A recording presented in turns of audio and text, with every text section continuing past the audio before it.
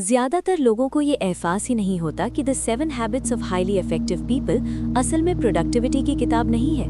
ये किताब time management से शुरू नहीं होती, ये गोल से शुरू नहीं होती, ये सक्सेस स्ट्रैटेजी से भी शुरू नहीं होती, ये एक बहुत ज़्यादा असहज सच्चाई से शुरू होती है। स्टीफन कोवे सीधे सीधे ये कहता है कि ज़्यादातर लोग इसलिए इनइफेक्टिव नहीं हैं क्योंकि उनके पास जानकारी या मौके नहीं हैं, बल्कि इसलिए हैं क्योंकि वे अपनी ज़िंदगी को बाहर से ठीक करने की कोशिश कर रहे हैं, अंदर से नहीं। और यही वजह है कि ये किताब दशकों बाद भी असर करती है, क्योंकि दुनिया जहां लगातार तेज हैक्स, बेहतर टूल्स और आसान रास्ते बेच रही है, वहीं कोविड चुपचाप एक बात कहता है जो ज़्यादातर लोग सुनना नहीं चाहते। अगर आपका कैरेक्टर कमज़ोर है तो आपके रिजल्ट्स देर सबेर वही दिखाएंगे। कोई भी टेक्निक आपको लंबे समय तक नहीं बचा सकती। इस वीडियो में हम समरी नहीं कर रहे, हम हैबिट्स की लिस्ट नहीं पढ़ रहे, हम बुलेट पॉइंट्स नहीं गिना रहे। हम इस किताब के विचारों को वैसे समझेंगे जैसे कोवे खुद समझाता है, एक सोच में बदलाव के रूप में। आप खुद को कैसे देखते हैं, जिम्मेदारी को कैसे देखते हैं, समय को कैसे देखते हैं, पावर को कैसे देखते हैं, रिश्तों को कैसे देखते हैं और आखिर में अपनी जिंदगी को कैसे देखते हैं। और अगर आप अंत तक बने रहे तो आपको समझ आएगा कि ये किताब मोटिवेशनल बिल्कुल नहीं है, ये कन्फ्रंटेशनल है, बहुत शांति से, बहुत गहराई से। कोवे शुरुआत ही एक आम लेकिन खतरनाक विश्वास को चुनौती देकर करता है कि अगर आपको बेहतर रिजल्ट्स चाहिए तो आपको बेहतर टेक्निक्स चाहिए, बेहतर कम्युनिकेशन ट्रिक्स, ज़्यादा कॉन्फिडेंस, बेहतर प्रोडक्टिविटी सिस्टम्स। वो इसे पर्सनैलिटी एथिक कहता है। दिखने में कॉन्फिडेंट बनो, सही शब्दों का इस्तेमाल करो, इम्प्रेशन मैनेज करो, परफॉर्मेंस ऑप्टिमाइज करो।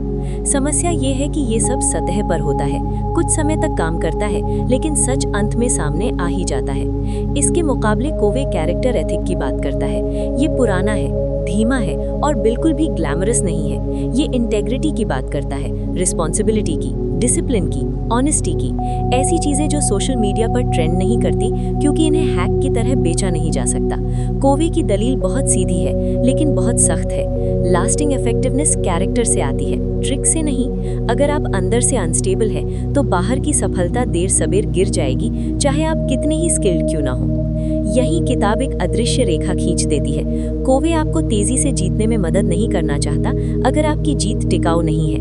वो आपको ऐसा इंसान बनाना चाहता है जिसके लिए सक्सेस एक साइड इफेक्ट हो, कोई एक्ट नहीं। इसके बाद वो किताब का शायद सबसे अहम विचार सामने रखता है, और सच कहें तो जिंदगी के सबसे अहम विचारों में से एक। वो कहता है कि जो कुछ आपके साथ होता है और आप जिस तरह प्रतिक्रिया देते हैं उनके बीच एक स्पेस होती है। ज्यादातर लोग ऐसे जीते हैं जैसे ये स्पेस मौजूद ही नहीं है। कुछ हुआ, तुरंत रिएक्शन, किसी ने कुछ कहा, बुरा लगा, हालात बदले, डर आ गया, ऑब्स्टिकल आया, हार मान ली, फिर खुद को ये कहकर जस्टिफाई कर लिया कि मैं ऐसा ही हूँ या हालात ही ऐसे हैं। कोवे कहता है यही सोच आपकी पावर छीन लेती है। उस स्टिम्युलस और रिस्पॉन्स के बीच की स्पेस में ही आपकी इंसानियत है, रुकने की क्षमता, चुनने की क्षमता, इम्पल्स की जगह प्रिंसिपल्स से काम करने की क्षमता। जानवर रिएक्ट करते हैं, इंसान डिसाइड करता है, और जितना आप उस स्पेस को नकारते हैं उतनी ही आपकी जिंदगी सर्कमस्टांसेस, लोगों और अनियंत्रित इमोशंस के हाथों में चली जाती है। यही कोवे रिस्पॉन्सिबिलिटी की बात करता है, नारे की तरह नहीं बल्कि रियलिटी की तरह। वो दिखाता है कि आपकी भाषा आपका माइंडसेट बताती है। रिएक्टिव लोग कहते हैं मैं क्या कर सकता हूँ, उन्होंने करने नहीं दिया, ऐसा ही होता है। प्रोएक्टिव लोग कहते हैं मैं चुनता हूँ, मैं करूँगा, मैं जिम्मेदारी लेता हूँ। फर्क पॉजिटिविटी का नहीं है, फर्क ओनरशिप का है। जिस पल आप अपने व्यवहार का दोष बाहर डालते हैं उसी पल आप अपनी पावर दे देते हैं। कोवे ये नहीं कहता कि जिंदगी फेयर है, वो ये कहता है कि आपका रिस्पॉन्स हमेशा आपका होता है। और ये बात तकलीफ देती है क्योंकि इससे एक्सक्यूजेस खत्म हो जाते हैं। आप रिस्पॉन्सिबिलिटी आउटसोर्स नहीं कर सकते बिना कंट्रोल आउटसोर्स किए। जब आप ये मान लेते हैं तो अगला सवाल अपने आप खड़ा हो जाता है। अगर आप जिम्मेदार हैं तो आप किस चीज के लिए जिम्मेदार हैं, आपकी जिंदगी किस दिशा में जा रही है। यही कोवे सब कुछ स्लो कर देता है और आपको ऊपर से देखने पर मजबूर करता है। वो कहता है कि जिंदगी की हर चीज 2 बार बनती है, पहले दिमाग में, फिर असलियत में। इमारत बनने से पहले डिजाइन होती है, कंपनी बनने से पहले कल्पना में आती है, और मीनिंगफुल लाइफ जीने से पहले उसे कॉन्शियसली एनविजन करना पड़ता है। ज्यादातर लोग ये स्टेप छोड़ देते हैं। वे गोल्स इनहेरिट कर लेते हैं, वैल्यूज अब्सॉर्ब कर लेते हैं, वही चेज करते हैं जिसे सोसाइटी रिवॉर्ड करती है, बिना ये पूछे कि क्या ये उस इंसान से मेल खाता है जो वे बनना चाहते हैं। कोवे का फ्यूनरल एक्सरसाइज ड्रामा के लिए नहीं है, वो नॉइज हटाने के लिए है। पद, पैसे, अचीवमेंट सब फेड हो जाते हैं। आखिर में जो बचता है वो है आप कैसे इंसान थे, आपने लोगों के साथ कैसा व्यवहार किया, आप किस बात के लिए खड़े रहे। उसका पॉइंट ये है कि अगर आप ये सब जानबूझकर तय नहीं करते तो आपकी जिंदगी डिफॉल्ट पर चलेगी, जो अक्सर आपको पसंद नहीं आएगी। यही वो पर्सनल लीडरशिप और पर्सनल मैनेजमेंट का फर्क समझाता है। आप बहुत तेजी से गलत दिशा में जा सकते हैं, आप उस जिंदगी को ऑप्टिमाइज कर सकते हैं जो आपके लिए मायने ही नहीं रखती। लीडरशिप पूछती है क्या ये सही पहाड़ है, मैनेजमेंट पूछती है मैं कितनी तेज चल रहा हूँ। ज्यादातर लोग दोनों को गलत समझ लेते हैं। जब वैल्यूज और डायरेक्शन क्लियर हो जाते हैं तब कोवे एक्शन की बात करता है, लेकिन फिर भी उम्मीद के मुताबिक नहीं। वो प्रोडक्टिविटी ट्रिक्स नहीं देता, वो अवॉइडेंस को एक्सपोज करता है। वो दिखाता है कि हम अपनी जिंदगी अर्जेंसी के इर्द गिर्द ऑर्गेनाइज करते हैं, इंपॉर्टेंस के नहीं। ईमेल्स, नोटिफिकेशंस, क्राइसिस, डिमांड्स, क्योंकि ये तुरंत ध्यान खींचते हैं। और जो चीजें सच में भविष्य बनाती हैं, health, planning, learning, relationships, character, उन्हें हम टालते रहते हैं क्योंकि वे अनकंफर्टेबल हैं। कोवे कहता है कि ये टाइम का नहीं, करेज का सवाल है। जो महत्वपूर्ण है उसे चुनने के लिए आपको जो अर्जेंट है उसे मना करना पड़ता है, और ज्यादातर लोग उसी डिस्कम्फर्ट से भागते हैं। बिजी रहना रिस्पॉन्सिबिलिटी से बचने का सोशली एक्सेप्टेबल तरीका बन जाता है। वो बताता है कि असली इफेक्टिवनेस वहाँ होती है जहाँ काम इम्पोर्टेंट है लेकिन अर्जेंट नहीं।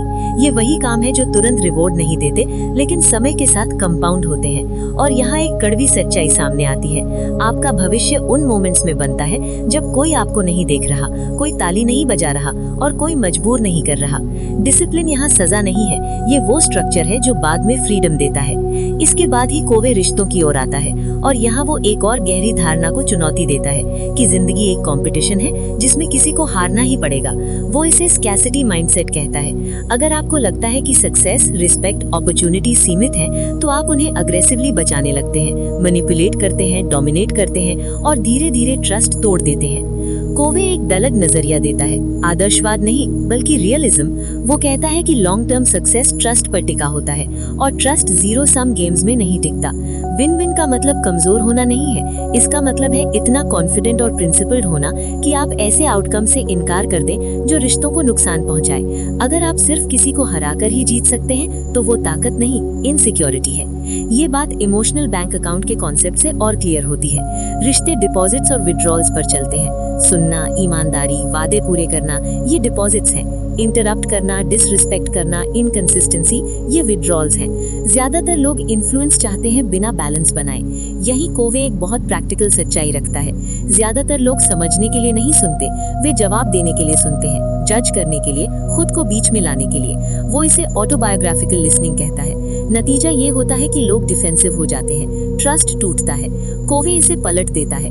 वो कहता है कि किसी को गहराई से समझना कमजोरी नहीं है, ये लेवरेज है। जब लोग महसूस करते हैं कि उन्हें सच में समझा गया है तो रेजिस्टेंस कम हो जाती है, इन्फ्लुएंस बढ़ जाती है, चालाकी से नहीं बल्कि ट्रस्ट से। फिर सिनर्जी की बात आती है, लेकिन कॉर्पोरेट शब्दों में नहीं। कोवे कहता है कि इनसिक्योरिटी क्रिएटिविटी को मारती है। जहाँ डर होता है वहाँ लोग डिफेंड करते हैं, जहाँ रिस्पेक्ट होता है वहाँ एक्सप्लोर करते हैं। सबसे अच्छे सोल्यूशंस कॉम्प्रोमाइज से नहीं आते बल्कि एक तीसरे रास्ते से आते हैं जो ईगो हटने पर ही दिखाई देता है। यही लोन वुल्फ का मिथक टूट जाता है। इंडिपेंडेंस जरूरी है लेकिन इंटरडिपेंडेंस पर ही स्केल बनता है। जो दूसरों के साथ काम नहीं कर सकता उसकी इम्पैक्ट सीमित रहती है।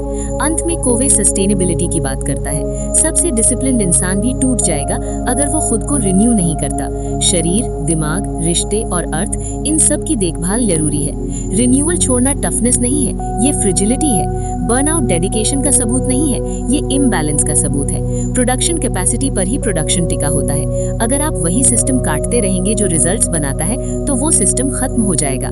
पूरी किताब का असली मैसेज यही है। ये हैबिट्स की लिस्ट नहीं है, ये अलाइनमेंट की बात है।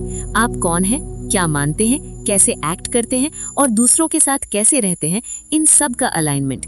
ये कहती है कि इफेक्टिवनेस एक्सीडेंट से नहीं आती, ये अंदर से बाहर बनती है। और यही वजह है कि ये किताब आज भी काम करती है, क्योंकि ये आपको खुशामद नहीं करती, ये दुनिया को दोष नहीं देती और ये शॉर्टकट्स नहीं बेचती। ये शांति से लेकिन साफ साफ कहती है कि आपकी जिंदगी आपके चॉइसेस, आपकी हैबिट्स और आपके कैरेक्टर का प्रतिबिंब है। और ये एम्पावरिंग लगे या डरावना, ये पूरी तरह इस बात पर निर्भर करता है कि आप रिस्पॉन्सिबिलिटी लेने के लिए कितने तैयार हैं। अगर आपको ये वीडियो पसंद आया हो तो कृपया हमारे चैनल को सब्सक्राइब करें।